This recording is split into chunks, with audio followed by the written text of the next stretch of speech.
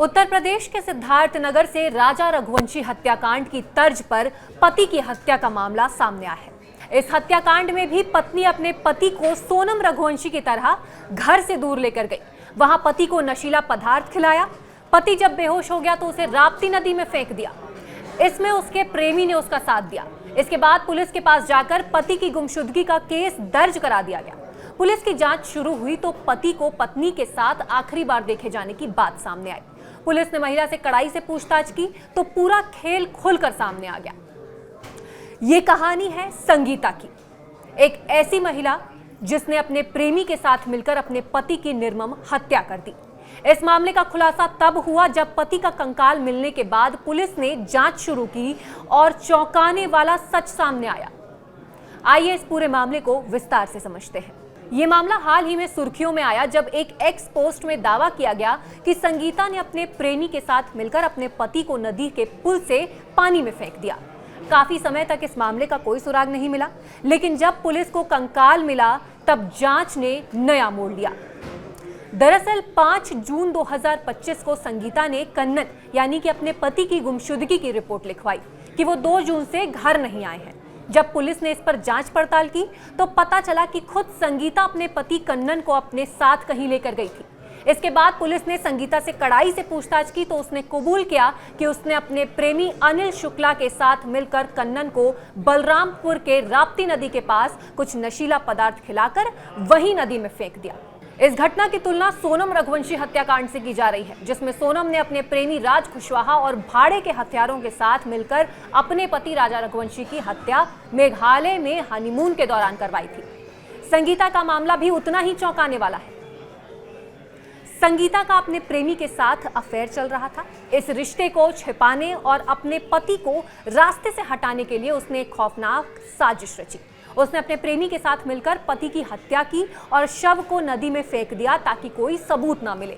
लेकिन जब कंकाल बरामद हुआ तो पुलिस की जांच ने सारी साजिश का पर्दाफाश कर दिया। सोनम रघुवंशी के मामले की तरह जहां सोनम ने शादी के महज 12 दिन बाद अपने पति की हत्या की साजिश रची थी, संगीता का यह कांड भी समाज में रिश्तों पर सवाल उठाता है। पुलिस ने संगीता और उसके प्रेमी को गिरफ्तार कर लिया है और आगे की कार्रवाई कर रही है। श्रीमती संगीता वाइफ ऑफ कन्नन जो रहकट थाना डबरुआ की रहने वाली हैं, इन्होंने अपने पति श्री कन्नन की गुमशुदगी कि वो दिनांक 2/6 से घर नहीं आए हैं बाबत एक प्रार्थना पत्र दिए, जिसके संदर्भ में दिनांक 5 को ही थाना कोतवाली डबरुआ में गुमशुदगी दर्ज कर ली गई थी। गुमशुदगी की जांच थाना कोतवाली डबरुआ पुलिस द्वारा की जा रही थी।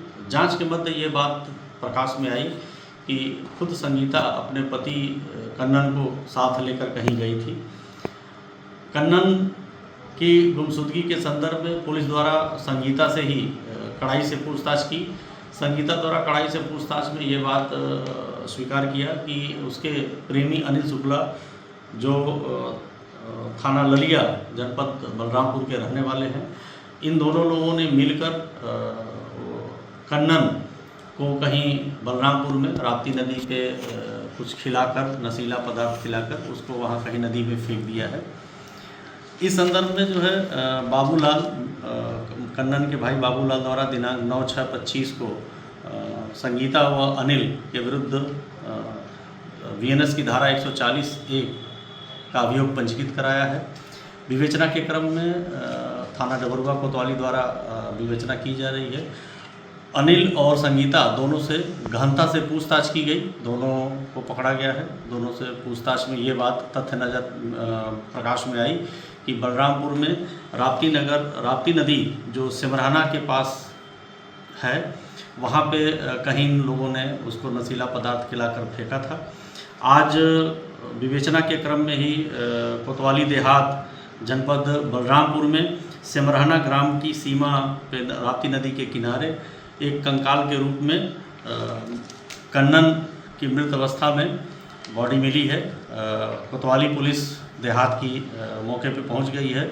एसओ प्रभारी निरीक्षक डबरुआ भी मौके पे पहुंच गए हैं। 100 की शिनाख्त उसके कपड़े के आधार पे उनके परिवारजनों द्वारा कन्नन पुत्र स्वर्गीय गोली उम्र 48 वर्ष के रूप में की गई है। कोतवाली देहात पुलिस द्वारा विधिक कार्रवाई की जा रही है। कोतवाली डेबरुआ द्वारा दोनों मुलजिमों से संगीता व अनिल जो पुलिस की हिरासत में है, इनसे गहन पूछताछ की जा रही है। आगे की विधिक कार्रवाई की जाएगी।